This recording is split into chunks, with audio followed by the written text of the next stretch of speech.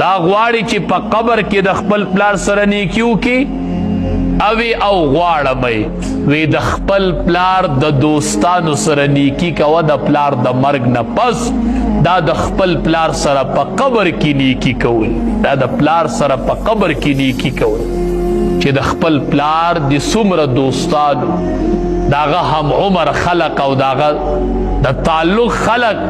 د اغي سره د پلار د مرګ نه پس روابط ساته دا د پلار سره په قبر کې نیکی ده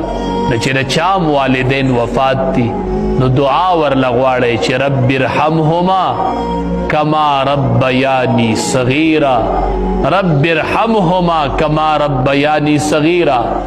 الله ته پې رحم وکې نورې دعاګانې ورله غواړئ استغفار ورله غواړئ د دې مور او پلار د پاره نو رب العالمین بم په نیک فرمان بردار او اولاد کې